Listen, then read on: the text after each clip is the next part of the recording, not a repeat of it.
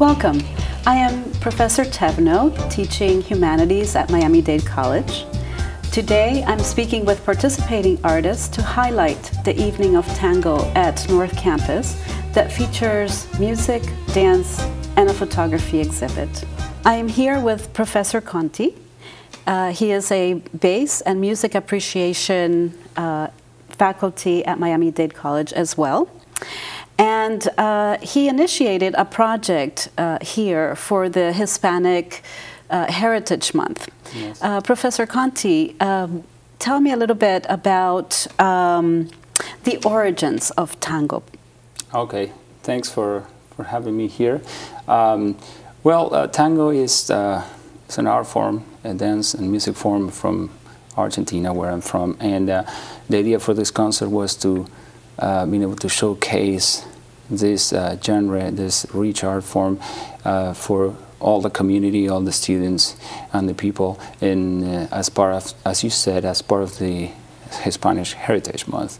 So we're putting together this concert that features dancing and a photo exhibit, and I'm going to be in charge of the music part of the event.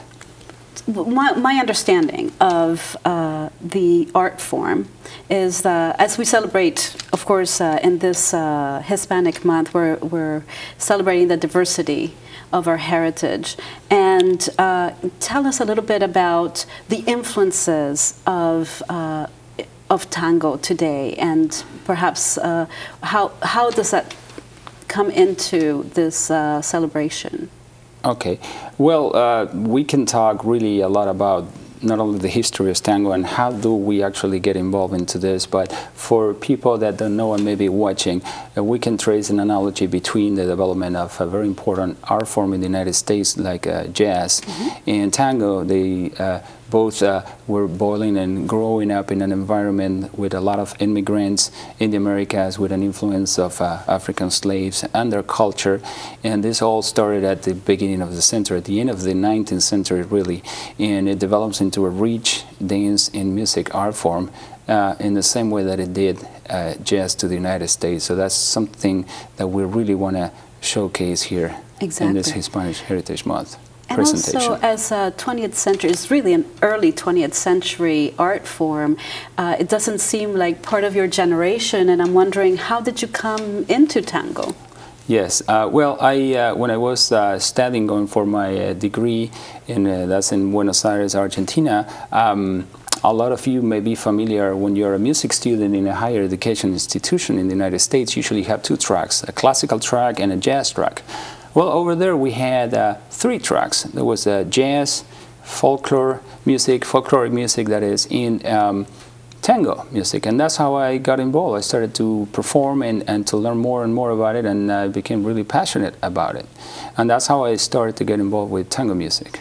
Wonderful, thank you. And what will be the instrumentation for this evening that we are presenting on October 9th at North Campus? Yes, for this event we're going to have a quartet, which is a typical instrumentation. One of the smallest functional instrumentation, and that will consist on the violin, bandoneon, piano, and double bass. Great. Can you tell us a little bit?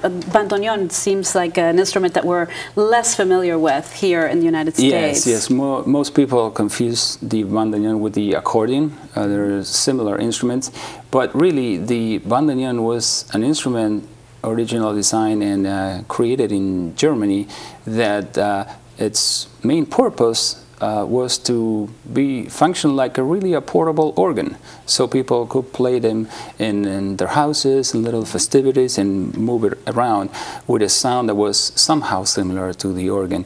And immigrants from Europe brought it to Argentina, and that's one of the main contributions from the European traditions into this music that was taking place at the turn of the century. And I hear it's really difficult to play because the right hand and the left hand, can you, something about yes. They're playing different things at the same time. Yes. The bandoneon has 2 keyboards that are made by pushing buttons, and they have 2 different sounds when they open or when they close. So there's really 4 configurations for the fingers in both hands, and they really use both hands. And it's an instrument that really has a huge dynamic range and also a huge pitch range, so they can perform almost like a piano where they have the bass and treble clef as well. And it's certainly at the core of tango music is where the bandoneon is. So the sound of the bandoneon is extremely associated with tango music. And our audience... It has always been. Sorry. The audience will be exposed to different styles within tango. Can you just enumerate some of them? Or? Well, yeah, certainly. We are going to present an evening of instrumental performance as long as dance. And for the dance part, dancers will be able to explain a little bit what they're about to perform on that evening. But for the instrumental part, we're going to try to cover different periods in tango history, from the old school tango that is known as Guardia Vieja, to the more modern tango, which we consider to be Astor Piazzolla and farther. Thank you, Professor Conti, for all this information, and we look forward to the concert. We will be right back with Tango Axis dancers Mariela and Jeremias.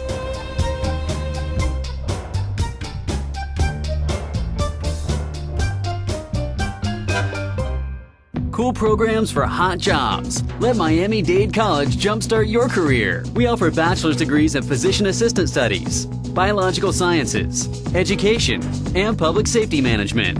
Or choose from 300 other programs. With our flexible course schedules, you can take classes during the day, evening, weekend, or online. For more info, visit MDC.edu or call 305-237-8888. Get the knowledge and training for today's in-demand jobs. Register now. Welcome back. We are back with Mariela and Jeremias, who will be performing in the upcoming performance of Tango at North, The Beat of Desire. And Mariela, Jeremias, you are instructors, performers, and Milonga organizers in Florida. And I know that you are, Mariela, one of our alumni from North Campus. Can you tell me a little bit about how that experience prepared you for your career, for your success? Absolutely. I was here for 2 years, and I was lucky to be accepted into the honors program. Excellent. Which definitely has in its curriculum leadership classes. And I remember them very, very well, also along with the hard curriculum of academic courses. And I also got involved in the theater department. So I did theater performance and as well as production. So I was behind the scenes. I did lighting design, stage design. And I believe that all that has to do, along with my dancing background, that made me a well-rounded, I could say, performer, also business owner, and yeah, I give a lot of credit to Miami-Dade. Excellent, thank you. And it's very nice to have you back and to acknowledge you in this performance.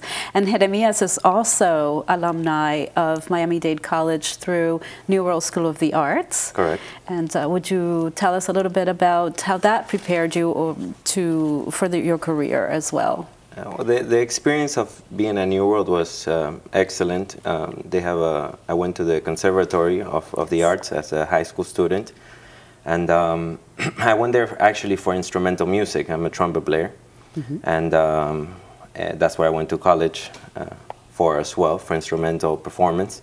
And the study is just the discipline. You know, it was about the discipline. It was about the hard work, the commitment to the art. And it's definitely something that I transferred over into the dance when I started dancing Argentine tango. So the training and to really put your focus into something that you love. And this is really fascinating to be a trumpet player going into now tango dancing. So what a shift. It's quite a transition, yes. I gotta say. Although I use every knowledge that I have of music, I use for my dancing. You know, the way I understand the music, how to break down the phrasing is definitely helped me you know, I put all that knowledge into my choreographies and the work that we do. It's really been a huge help. Yes, and this is recognized every time I've seen you perform. People always talk about this and your performance. So we're really excited to see it here at North Campus. I wanted to ask you about, as young artists, but also what you're bringing to the art form and the evolution of the art form. From here in Florida, but you're also Argentinian, so you're going back and forth, and this conversation between both countries and what you're doing with the art form. Well, first of all, or foremost, we started our school a year and a half ago in North Miami, and we are very excited to expand and share the culture. First of all, the dance, which we love to do, and we get to teach. And we do courses for 6 weeks for beginners. They get a chance to really get an understanding of where tango comes from, alongside, of course, with the strong fundamentals for them to go dancing, social dancing, and come to our milongas that we do in our studio as well. And just really sharing what we love and sharing our culture. Being able to meet so many people along, you know, not only here in Florida, we also do travel, and there's, I mean, tango embarks all ages, all races, different backgrounds. Just, it's amazing how much we get to share what we do and how many people really do appreciate Argentine tango. It is quite wonderful how this community in Miami is growing, and there's a strong, and we see it in the milongas, which we'll be talking about a little later about what that is. And I wanted to also ask you about your experience working with I understand, with live music, which is very different from working with recorded music, pre-recorded music. And in this case, you'll be dancing to live music. So what is that like? First of all, it's a change in energy. You know, we've danced to recorded music as well, and there's nothing like interacting with another artist, you know, because when we dance to recorded music, the interaction is between Mariela and I. When you dance with a quartet or any kind of live music, you have to interact with all other 4 musicians, because it's live. There's almost like you lose a little bit of the control, but that adds a factor into the performance that creates more energy, and the energy that the musicians bring into the stage is something that you feed from as well. Right. Yeah. So when they are pushing and the bandoneones is pumping, you know, and you have the bass, it's going at it.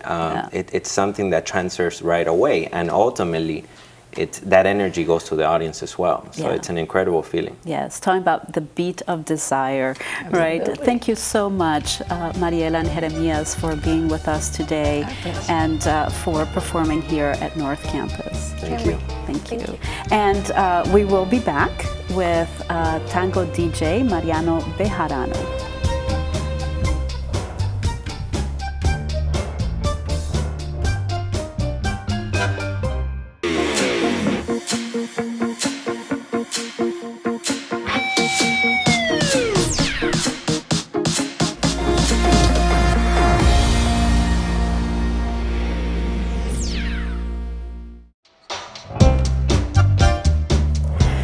Welcome back.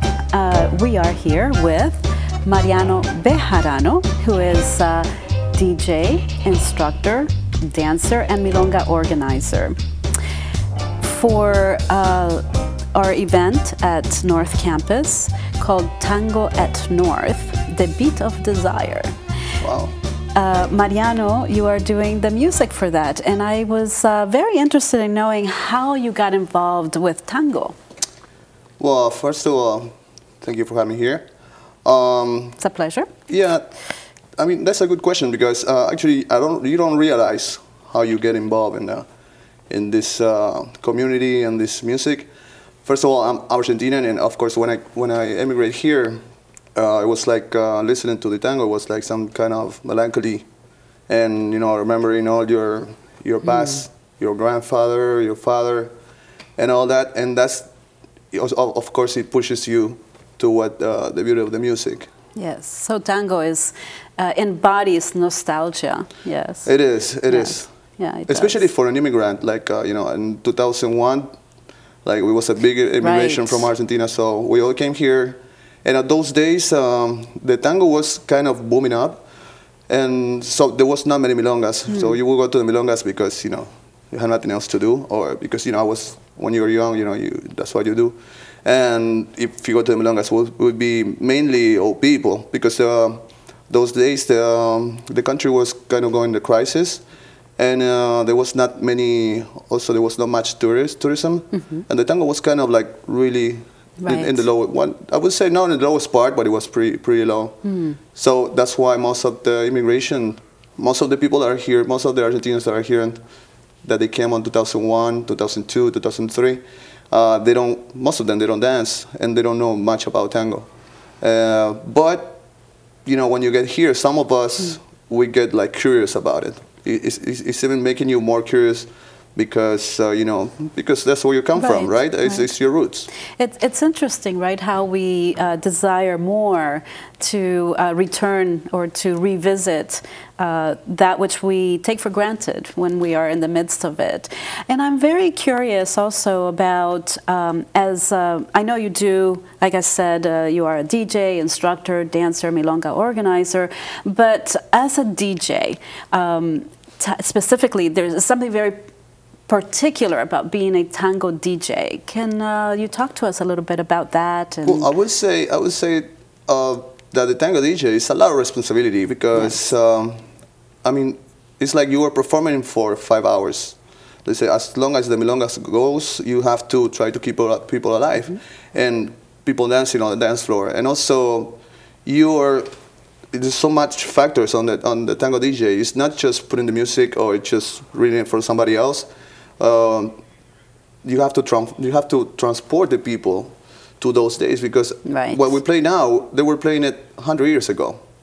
So not 100 years ago, but they were not playing actually. There was orchestra playing, but you have to kind of keep always the tradition, and you have to transport the people from the 2014 to 1900s, 1930s, 1940s, 1950s.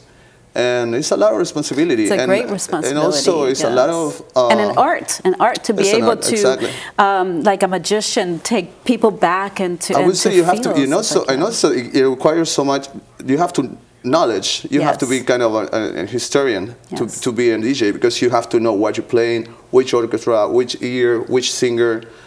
You have to respect all that when you're playing the music. And to help our viewers who may not be familiar with tango and tango dancing, the social dancing, what is a milonga? Milonga. Well, there's two ways to interpret milonga. One, milonga is the dance, right? It's one of the rhythms, one of the rhythms that involves tango. One of the styles. Tango waltz, tango, and tango milonga. Right. But the milonga we call like the discotheque where we play tango. Let's say like that. That's a great way to explain it. It would be a milonga. That's what it is. And I know from my many visits to milongas that there are tandas. And so as a DJ, you are creating this space called the tanda. Can you talk a little bit about that as well? Yeah, well, as I said before, when you do the tandas, you have to respect the traditional way. Most of the DJs, that's what we do. So you have to, the traditional way to play tandas, that it would be after the 70s, of course, because before they were not playing, playing anything. It was live music. Exactly, it was live music. Yeah. It requires to be 4 songs of tango. Then it would be a cortina, which is like an interval in between the music, so people can change partners or go drink something, whatever, and then they come back. It would be another 4 tangos, and then it would be 3 milongas, and then it would be 4 tangos again, 4 tangos again, and then 3 waltzes. And in those tandas, when you say the tangos or the waltz or the, can you shift composer, or do you keep the same? You have to keep the same interpreter, orchestra, the same ear, and the same singers. So you really have to know what you're doing. It's you not really have to. You really have to, and also you have to. You know, they have to have the knowledge of knowing which song is danceable, because many of these tangos are not danceable. Many. I mean, there's many orchestras that were playing just to. There's many orchestras are to listen, and many orchestras are to dance. Wonderful. And it's kind of like difficult because something that would be danceable for me probably it's not for him. But you have to always beat to the whole crowd. So you know, if you play something that's not good, the crowd would throw you something. You know? And they would not dance. Oh, right? that would not be acceptable. Yeah. Mariano, thank you so much for helping us understand the art of tango DJ. Thank you very much. Thank you for having me here. Thank you. And we will be back with a larger conversation with all of the artists in this event.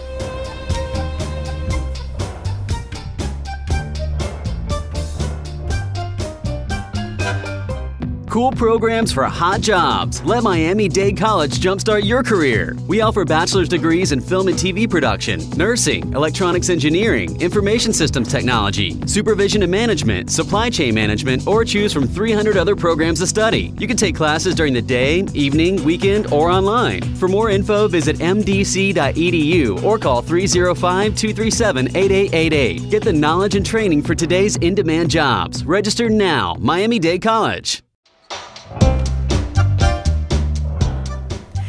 Welcome back. We are here with 4 artists from the tango community that represent the spectrum of the art form in Miami and Florida, really. Welcome back. Thank you. Thank you. And once again, I'd like to ask about tango in Miami, particularly your experience. And perhaps then we can also talk about it in terms of your experiences outside of Miami, because we know that tango is everywhere, in Europe, in the United States, and Latin America. But let's begin with Miami. Well, the beautiful thing about Miami is that we are a port. A lot of people come in from South America, Europe. We, of course, have the snowbirds from the north of the United States and Canada. Yes. So we're lucky that tango is being danced all over the world. And so when they come to Miami, people do find the information and go. And in the evenings where we offer milongas, and they join us. So it's very rich, not only with the local dancers, but also with the people that visit us. And we have a beautiful community that comes together. Indeed, with dance and music. Can you tell us a little bit about your experience with the music aspect of that? We have had concerts, and we continue to have concerts, tango concerts, that for the most part will go along with dance, right? Dance and music are really linked together. So when we perform these concerts, we have people from really all the spectrums of not only the local society, but all the tourists really that get involved in this events. So there's a lot of people getting interest in this art form, whether it's dance or music, and they certainly have a place in Miami to participate. It keeps growing, right? This, yes, and this interest. In 2009, it was... oh yes, the UNESCO recognized it as a cultural apport. World Heritage, yes. So the New World, this is the gift of the New World Absolutely. to the world, yes. And in Miami, it's certainly a growing interest. And I think, Mariano, perhaps you can tell us from your milongas that you run. But yeah, I think it's growing all over the world. I mean, the more the people get to know the music, the more they fall in love with it. And it's also, Argentina was a big port of, I mean, we support tango all over the world because now the tourism in Argentina has grown a lot. So that helps a lot that people also have to leave the country to make a living out of tango too. So, you know, that is spread up even more. And the reaction of people to tango has been like pretty quite amazing. Like you can go anywhere, any single little town in the world, and you're gonna dance tango. And you will find tango either to dance or listen to. Oh yeah. Yes, indeed. And Yes. it's also such a beautiful thing that it's a social dance that is a pure connection. And when you go, no matter what language you speak, you go to dance with somebody that you don't even know, you never met, you never. Nothing, and you go to dance with them, and it's like a beautiful connection, and it's all what it's all about, the tango connection and the passion that we all share. in the world. And I think to add to what Mariano was saying is that there's also sometimes a misconception about Argentine tango that is the dancing with the flower in the mouth. Yeah, the red rose. And it's different. There's really so many. There's a wide range of things that happen within Argentine tango, not only the music and the poetry, but within the dance. There's so many styles. Like when you go see a show of Argentine tango in a theater, you're gonna see a type of dancing, a stage tango, a choreography. And then what we are speaking about in the milongas, the tango parties, this is social tango. It's things that everyone can do of all ages, that it can be learned, and it's very social, it's very friendly, and it's just a beautiful dance that everyone can do. It's true, right, with milongas as well, that I've seen